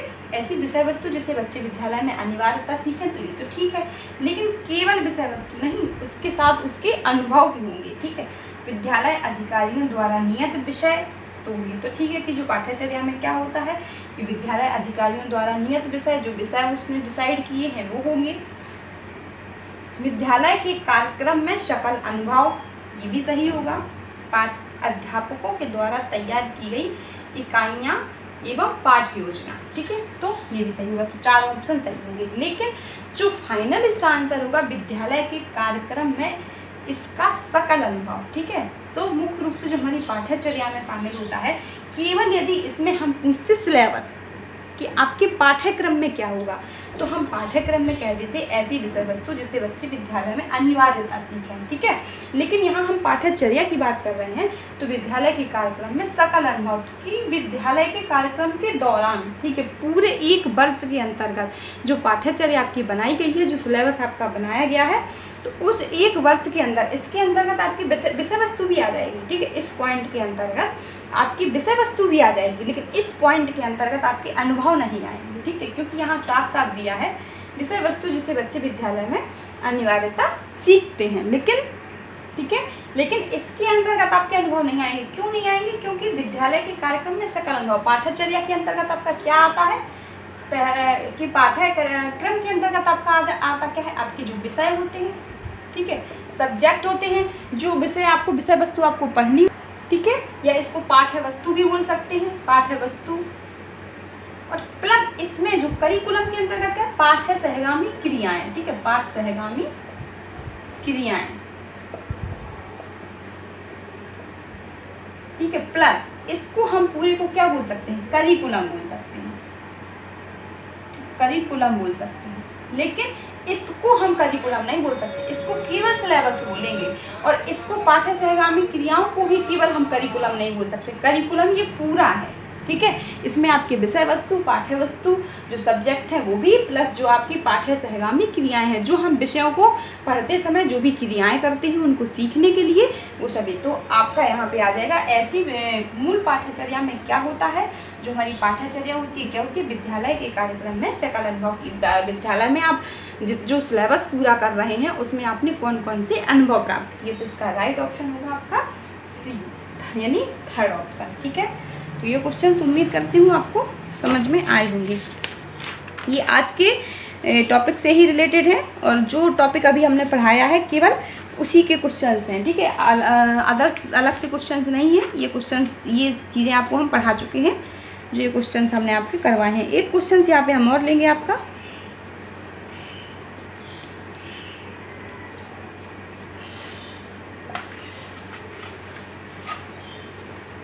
क्योंकि ऐसे मुझे ज़्यादा बेटर लगता है, लेकिन भविष्य में मैं जो इलेक्ट्रॉनिक बोर्ड का यूज करूँगी, लेकिन अभी एक एक क्वेश्चन लिखना और समझाना पॉसिबल नहीं है, क्योंकि बहुत ज़्यादा टाइम लगता है। तो मैंने इसीलिए वीडियो रिकॉर्डर की सहायता से वो क्वेश्चंस का वीडियो बनाया हुआ था, जिसमें थोड़ी सी मिस्टेक हो गई थी, जिसकी वजह से उसकी जो विजुअलिटी है वो सही नहीं है। लेकिन अब जो मैं वीडियो बनाऊंगी उसमें मैं इस चीज़ का ध्यान दूंगी कि आगे से इस तरीके की कोई कमी उसमें नहीं होगी, ठीक है। क्योंकि भाई कोई 2-4 क्वेश्चन तो है नहीं जो मैं यहाँ पे करवा दूँगी। यहाँ पे तो केवल जो टॉपिक पढ़ाया मैंने आप उसके इंपॉर्टेंट क्वेश्चन करवा दिए, लेकिन उसके लिए मुझे कम से कम बहुत सारे क्वेश्चन करवाने पड़ेंगे जब आपका कहीं टॉपिक फाइनली रूप से क्लियर होगा, ठीक है। तो वो वीडियो मैं उसी वैसे ही बनाऊंगी, वीडियो रिकॉर्डर की सहायता से ही, जिससे आपका वीडियो भी लंबा बनेगा और क्वेश्चंस भी सारे हो जाएंगे, ठीक है। क्वेश्चन है पाठ्यक्रम को विद्यालय में, पाठ्यक्रम को विद्यालय में, ठीक है, पाठ्यक्रम को विद्यालय में विद्यार्थी द्वारा अर्जित,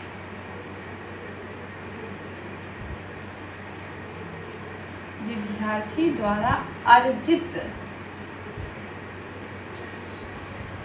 उन सभी अनुभवों का, उन सभी अनुभवों का योग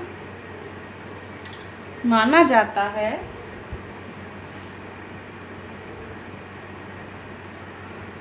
ठीक है। पाठ्यक्रम को विद्यालय में विद्यार्थी द्वारा अर्जित उन सभी अनुभवों का योग माना जाता है। इस दृष्टि से अनुभवों का कौन सा संयोजन अनुरूप होगा, ठीक है। यहाँ पे कुछ पॉइंट लिखे हैं, तो इनमें लिखा हुआ है कि पाठ्यक्रम को विद्यालय में विद्यार्थी द्वारा अर्जित उन सभी अनुभवों का योग माना जाता है। ठीक है, आगे लिखा हुआ इस दृष्टि से अनुभवों का कौन सा अधोलिखित संयोजन अनुरूप होगा, जो हम यहाँ नीचे लिख रहे हैं, नियोजित तथा ज्ञान अनुभव, नियोजित तथा ज्ञान अनुभव। दूसरा पॉइंट है आपका अनियोजित तथा अज्ञात अनुभव, अनियोजित तथा अज्ञात अनुभव।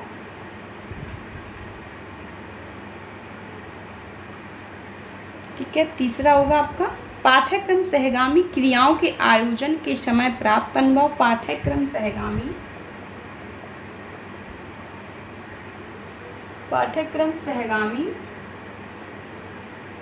क्रियाओं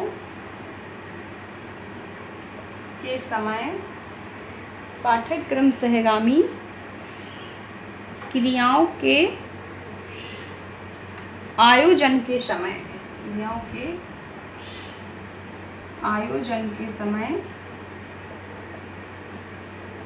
प्राप्त अनुभव। ठीक है, प्राप्त अनुभव। अगला है वे दिए गए अनुभव जो सृजनात्मक दृष्टिकोण को बढ़ावा देते हैं। वे दिए गए अनुभव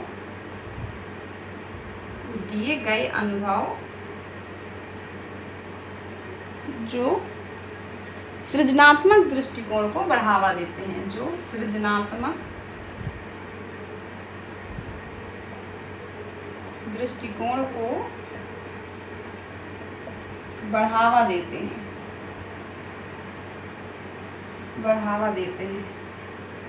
ठीक है, इसमें आपके ऑप्शन दिए हुए हैं। ए में है पहला, दूसरा, तीसरा, चौथा। ठीक है, बी ऑप्शन दिया हुआ है पहला, दूसरा और तीसरा। ठीक है, इसके बाद सी ऑप्शन दिया हुआ है पहला, तीसरा और चौथा। डी ऑप्शन दिया हुआ है पहला और तीसरा। ठीक है, तो ये आपका दिया हुआ है। ठीक है, पहला, दूसरा, तीसरा, चौथा। तो पाठ्यक्रम को विद्यालय में विद्यार्थी द्वारा अर्जित उन सभी अनुभवों का योग माना जाता है।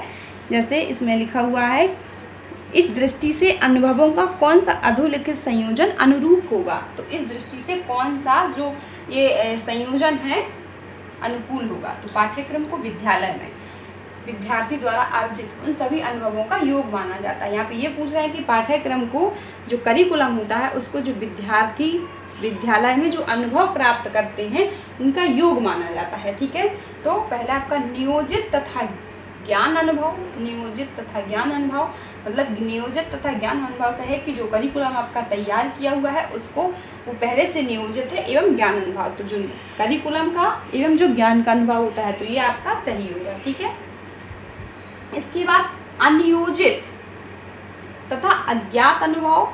ठीक है, अनियोजित तथा अज्ञात अनुभव पाठ्यक्रम सहगामी क्रियाओं के आयोजन के समय प्राप्त अनुभव। पाठ्यक्रम सहगामी क्रियाओं के आयोजन के समय प्राप्त अनुभव वे दिए गए अनुभव जो सृजनात्मक दृष्टिकोण को बढ़ावा देते हैं। तो वे दिए गए अनुभव, ठीक है, तो वे दिए गए अनुभव जो सृजनात्मक दृष्टिकोण को बढ़ावा देंगे। तो पाठ्यक्रम को विद्यालय में विद्यार्थी द्वारा अर्जित उन अनुभवों का योग माना जाता है। ठीक है, जो पाठ्यक्रम होता है पाठ्यक्रम को विद्यालय में विद्यार्थी द्वारा अर्जित उन सभी अनुभवों का योग माना जाता है। जो विद्यार्थी विद्यालय में जो सभी चीज़ों को सीखता है उसको क्या वो पाठ्यक्रम का योग होता है। पाठ्यक्रम में पहले से चीज़ें निश्चित होती हैं कि हमको एक विद्यार्थी को एक वर्ष के दौरान क्या क्या चीज़ें पढ़ानी है, क्या क्या चीज़ें सिखानी है। ठीक है, एक टाइमिंग होती है कि एक साल के अंदर या सेमेस्टर वाइज या 6 महीने के अंदर क्या सिखाना है। तो ठीक है, तो इसके अंतर्गत नियोजित तथा ज्ञान अनुभव ये सही होगा। अनियोजित तथा अज्ञात अनुभव कुछ चीज़ें ऐसी होती हैं जो जो हमको पता नहीं होती, लेकिन हम उन अनुभवों को भी टीचर्स में स्कूल में सीखते हैं। ठीक है, पाठ्यक्रम सहगामी क्रियाओं के आयोजन के समय प्राप्त अनुभव।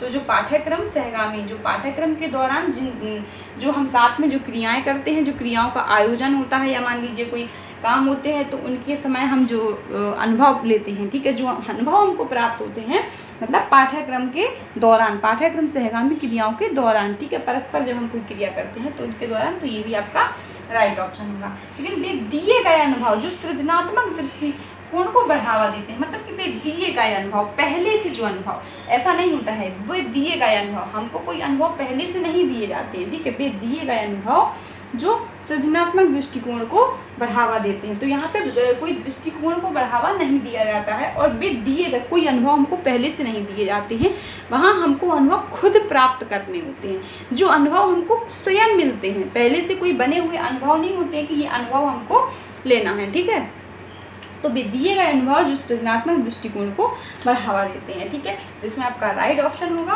पहला, दूसरा एवं तीसरा, तो बी इसका राइट ऑप्शन होगा। तो आपको ये चीज़ समझ में आ गई होगी। ये क्वेश्चंस आपके इसी से रिलेटेड थे, तो मैंने करवा दिए। बहुत सारे क्वेश्चंस हैं ऐसे ही जो टॉपिक वाइज आपको करवाते जाएंगे। तो आज के लिए बस इतना ही। एक इम्पॉर्टेंट बात बताना चाहती हूँ आप सभी लोगों को कि आपके देखिए सिलेबस में कहीं पर भी ऐसा नहीं लिखा हुआ है कि आपके यूजीसी नेट के एग्ज़ाम में एजुकेशन के पेपर में आपका पैराग्राफ आता है। ठीक है, ये कहीं पर भी नहीं लिखा हुआ है। हाँ, पहले आता था, लेकिन अब ये जो हमारा सिलेबस बदला हुआ है, इसके हिसाब से ये बंद हो गया था, क्योंकि हमारे सिलेबस में कहीं पर भी नहीं लिखा हुआ है कि कोई पैराग्राफ आएगा। फर्स्ट पेपर में तो आता है, लेकिन सेकंड पेपर में नहीं आता। लेकिन जो आपका ये दिसंबर वाला एग्ज़ाम हुआ था, इसमें पूरा पैराग्राफ 20 नंबर का पैराग्राफ आया था। 2 पैराग्राफ आए थे 10-10 नंबर के, और 1 पैराग्राफ फर्स्ट पेपर में। मान लीजिए 30 नंबर का पैराग्राफ आया था। तो आपको पैराग्राफ की जो प्रैक्टिस है बहुत अच्छी कर देनी चाहिए, और बहुत अच्छे से करिए। जो निमी सर हैं, उन्होंने आपको बहुत अच्छे से इसी तरीके से पैराग्राफ करने की प्रक्रिया को बताया है। आप उनके वीडियो देखिए और वहाँ पे आप समझ सकते हैं। और इनकी देखिए कोई इजी ट्रिक नहीं होती किसी भी चीज़ की। मैं आपको बता दूँ, निमी सर भी आपको बताते हैं, मैं भी आपको बताती हूँ, लेकिन इजी ट्रिक कोई नहीं है। इजी ट्रिक वही है जो हम खुद प्रैक्टिस करते हैं, जो हम प्रैक्टिस करते हैं वही हमारी इजी ट्रिक होती है। तो जब तक हम स्वयं अभ्यास नहीं करेंगे, कोई इजी ट्रिक नहीं है हमको नेट क्वालिफाई करने की। ठीक है, तो आप पैराग्राफ की बहुत मोस्टली प्रैक्टिस शुरू कर दीजिए। पर डे का 1 पैराग्राफ सॉल्व करिए, जिससे क्या होगा कि आपका जो नेट एग्ज़ाम है कम से कम 30 नंबर पक्के हो जाएंगे। आपका जो दिसंबर वाला एग्ज़ाम हुआ था, इसमें 2 पैराग्राफ आए हुए थे, लेकिन जो जून वाला एग्ज़ाम था उसमें केवल 1 पैराग्राफ आया हुआ था। लेकिन सिलेबस में कहीं भी नहीं लिखा हुआ है कि आपका जो एग्ज़ाम में है, जो आपके पेपर में पैराग्राफ आएगा। तो इसलिए आप ये चीज़ जान के रखिए। और पैराग्राफ ऐसे भी नहीं आते हैं कि आपने केवल पैराग्राफ देखा और क्वेश्चन, उसके 2 क्वेश्चन सही करना बहुत मुश्किल पड़ जाते हैं। ठीक है, तो ये केवल प्रैक्टिस से ही सफल हो पाएगा, प्रैक्टिस से ही मुमकिन हो पाएगा कि हम 1 पैराग्राफ के 5 क्वेश्चन सही कर लें, क्योंकि ये हमारे फ्री के नंबर होते हैं, हम लोग बोलते हैं। लेकिन अब ऐसा नहीं है, अब फ्री के नंबर ये नहीं होते हैं। ठीक है, पैराग्राफ से ही हमको क्वेश्चन छांटने होते हैं, लेकिन ये फ्री के नंबर नहीं होते, बहुत ही मेहनत के नंबर होते हैं। जब तक हम इसकी प्रैक्टिस नहीं करेंगे ना, तो पैराग्राफ भी हल नहीं कर पाएंगे। तो आप ये चीज़ जान लीजिए कि आपको 30 नंबर फ्री के मिलने हैं, 10 नंबर फर्स्ट पेपर में और 20 नंबर सेकंड पेपर में। तो आप पैराग्राफ की बहुत अच्छे से प्रैक्टिस शुरू कर दीजिए। ठीक है, थैंक यू।